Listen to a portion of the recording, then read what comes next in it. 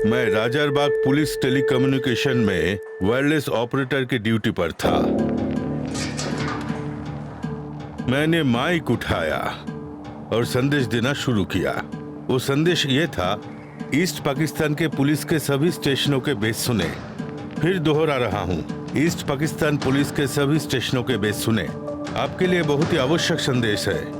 ध्यान दीजिए, ध्यान से मेरी बात सुनिए। हम पर पाक सेना का हमला हुआ है, खुद को बचाइए। Over and out.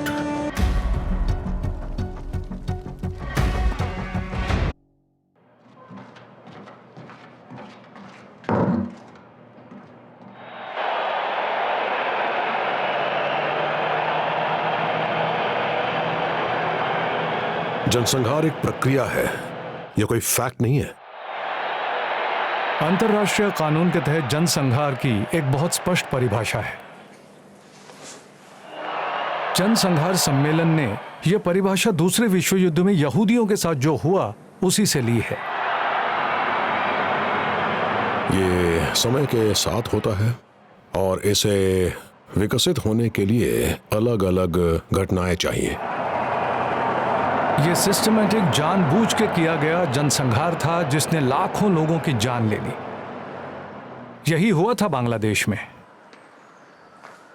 25 मार्च 1971 से जनसंहार शुरू हुआ और ये 16 दिसंबर के बाद कुछ दिन और चलता रहा। ये हमारा जनसंहार का दौर था। जब लोग मानवता के खिलाफ अपराधों की बात करते हैं तो अगर आप देखें तो बांग्लादेश के बारे में वैसे बात नहीं होती जैसे रुवांडा, कंबोडिया, रोहिंग्या के बारे में होती है। ये बांग्लादेश के साथ नाइंसाफी है क्योंकि बांग्लादेश ने जो झेला वो सुई जेनेरिस था, वो यूनिक था और भयानक था। इतने कम समय में कभी भी इतने सारे लोगों का जनसंहार नहीं हुआ। दुनिया ने इससे पहले ऐसा कुछ देखा ही नहीं था। हत्या, आतंक, विनाश, ये सब किसी एक चीज को बदलने के टूल हैं और वो है पहचान। तो मुझे लगता है कि पहचान के तत्व को समझना किसी भी जनसंहार को समझने के लिए और विशेष रूप से बांग्लादेशी मामले को समझने के लिए जरूरी है। 1947 में ब्रिटेन से आजादी के बाद धर्म के आधार पर भारत का विभाजन हुआ। मुसलमानों के लिए एक नया देश बना जिसे पाकिस्तान कहा गया। पश्चिम पाकिस्तान के लोग और पूर्वी पाकिस्तान के लोग अलग अलग भाषाएं बोलते हैं, अलग अलग जलवायु में रहते हैं, अलग अलग खाना खाते हैं, लेकिन वो एक ही तरीके से ईश्वर की पूजा करते हैं। उनमें से ज्यादातर मुसलमान हैं। कुछ लोग कहते थे कि ये देश पाकिस्तान इंटरनेशनल एयरवेज और इस्लाम के जरिए आपस में बंधा हुआ था। मैं एक डिप्लोमेट था। मुझे ढाका में एक मिशन के लिए ट्रांसफर ऑर्डर्स मिले थे। हमने शुरू में कुछ दिन पश्चिमी पाकिस्तान में बिताए। हमारे मन में जो धारणा बनी थी वो थी बहुत सूखा, गर्म और शुष्क। फिर हमने पूर्वी पाकिस्तान के लिए उड़ान भरी और हरे रंग ने हमारी आंखों को लगभग चौंधिया दिया। तो इस देश के दो हिस्सों के बीच बहुत बड़ा अंतर था और वहां के लोग जो ज्यादातर बंगाली थे बहुत ही खुले और काफी दोस्ताना थे। बहुत ही एक्साइटिंग था। पूरे एक्सपीरियंस में कुछ अच्छा समय था और कुछ बुरा था। एक अच्छा समय वो था जब जुलाई 1969 में चांद पर उतरने की खबर आई और कुछ महीनों बाद एक विश्व यात्रा पर अपोलो के अंतरिक्ष यात्रियों ने पूर्वी पाकिस्तान का दौरा किया। मैं अपने 20s में था। मैं एक जूनियर ऑफिसर था। ये मेरी दूसरी पोस्टिंग थी, इसलिए वो वाकई एक शानदार समय था। लेकिन बुरा समय वर्णन करना भी बहुत मुश्किल है। बरसाती और नमी युक्त पूर्वी पाकिस्तान से 1000 मील पश्चिम में स्थित है पश्चिमी पाकिस्तान। राजधानी पश्चिम में थी, केंद्रीय सरकार पश्चिम में थी और सेना का हेडक्वार्टर भी पश्चिम में था। देश को एक इकाई के रूप में रूल किया जा रहा था, जबकि ऐसा था नहीं। दोनों हिस्सों के बीच के अंतर को समझने की कोई वास्तविक कोशिश भी नहीं की गई। नए डोमिनियन के गवर्नर जनरल मिस्टर जिन्ना कराची में संविधान सभा में पहुंच गए हैं। साल 1947 में ये एक नए देश के निर्माण के उत्साह के साथ शुरू हुआ था, लेकिन बहुत ही जल्द ये सपना पूरी तरह से टूट गया जब ये घोषणा की गई कि बांग्ला पाकिस्तान की राष्ट्रीय भाषा नहीं हो सकती है। मैं आपको साफ साफ बताना चाहता हूं, इसमें कोई शको शुबा ना रहे कि पाकिस्तान की सरकारी जुबान उर्दू ही होगी और कोई जुबान नहीं होगी, कोई भी नहीं। जो आपको गुमराह करने की कोशिश करता है वो वास्तव में पाकिस्तान का दुश्मन है। जब आप किसी भाषा को नष्ट करते हैं तो उस संस्कृति को नष्ट करते हैं, और जब आप संस्कृति को नष्ट करते हैं तो उन लोगों को नष्ट करते हैं। ये दोनों बातें साथ साथ चलती हैं। इन युद्धों, तानाशाहों के पास विचारों और संस्कृति से निपटने का कोई तरीका नहीं, वो बस मिटाना चाहते हैं। जब हमने अपनी भाषा की मांग की तो उनकी प्रतिक्रिया बहुत क्रूर थी और उन्होंने छात्रों पर गोलियां चलाकर उन्हें मार दिया।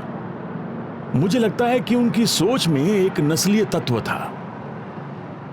हम बंगाली दिखने में सांवले थे, हमारी कदकाठी उन लोगों के मुकाबले बहुत छोटी थी। अपनी ही आबादी के एक हिस्से के साथ इतनी अमानवीय, इतनी भयानक बर्बरता केवल नस्लीय श्रेष्ठता की धारणा से ही किसी व्यक्ति के अंदर आ सकती है। मछली खाने वाले वो हमें ऐसा बुलाते थे। वो हमारे रंग पर भी टिप्पणी करते थे, ए मछली खाने वाले, तुम क्रिकेट नहीं खेल सकते क्योंकि तुम मछली खाते हो, चावल खाते हो।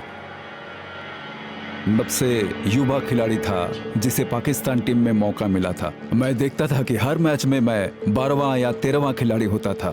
औपचारिक रूप से राष्ट्रीय टीम की टोपी पहनता था। मतलब मुझे खुश रखने की कोशिश की पर खेलने नहीं दिया। मुझे समझ नहीं आता था मुझे खेलने क्यों नहीं दे रहे, क्योंकि अगर मैं अच्छा खेलता तो परमानेंट हो जाता।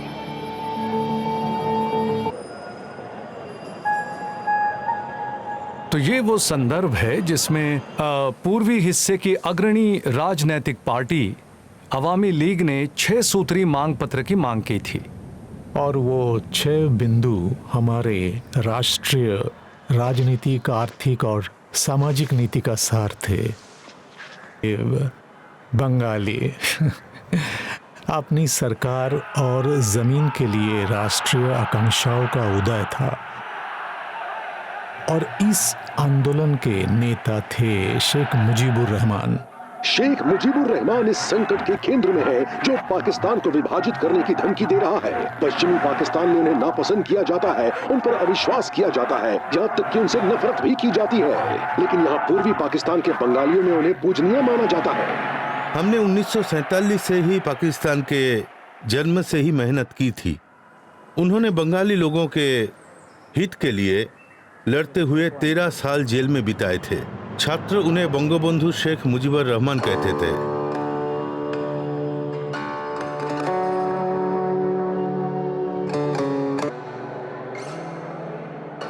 तब एक बहुत सक्रिय छात्र आंदोलन हुआ जिसे कुछ शिक्षाविदों का समर्थन और प्रोत्साहन मिला हुआ था। मैं लगभग 7 साल का था। ढाका विश्वविद्यालय के अंदर हमारा क्वार्टर था। मेरे बाबा जब 12 साल के थे तभी से हम लोग ढाका विश्वविद्यालय में रहते थे मेरे दादा के साथ। वहाँ का जो कैंटीन, मधुर कैंटीन हमारी फैमिली चलाती थी। ऐसा ही पीढ़ी दर पीढ़ी चला आ रहा था। यह डेफिनेटली पॉलिटिकल एक्टिविटीज़ का हेडक्वार्टर था। छात्र नेता हमारे कैंटीन में बैठकर ही सभी राजनीतिक बहस करते थे, सारा निर्णय लेते थे। और मेरे जो बाबा थे वो हर संभव, हर तरीके से उनकी मदद किया करते थे।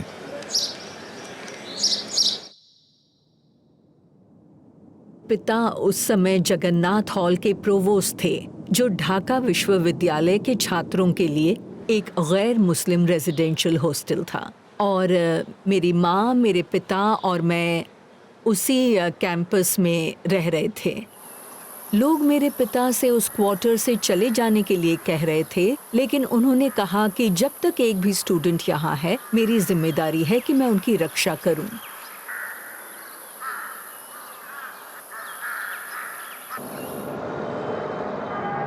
जनरल याया खान पाकिस्तान के सैन्य तानाशाह ने पहले चुनावों की घोषणा की। देश के दोनों हिस्सों में मतदाताओं को एक नए लोकतांत्रिक नेता के लिए मतदान करने का मौका दिया जाएगा।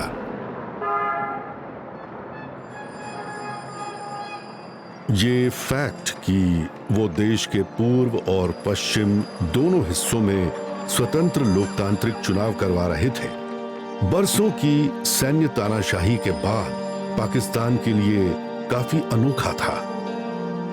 इसे पाकिस्तान का एक बहुत ही सकारात्मक कदम माना जा रहा था।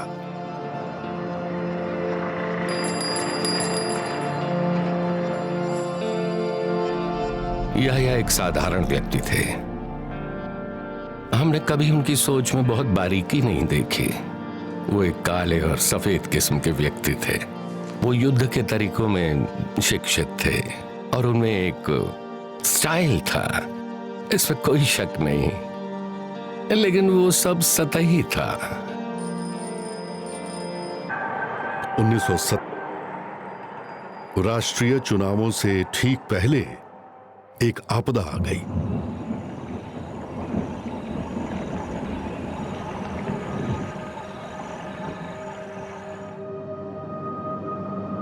मैं 14 साल का था। अब दोपहर 1 बजे बारिश और तूफान बहुत तेज हो गए थे। मैं उस समय 12 या 13 साल का था। लोगों ने रेडियो पर चक्रवात की चेतावनी सुनी, लेकिन जाने के लिए जगह कहाँ थी, कहाँ जाते बेचारे।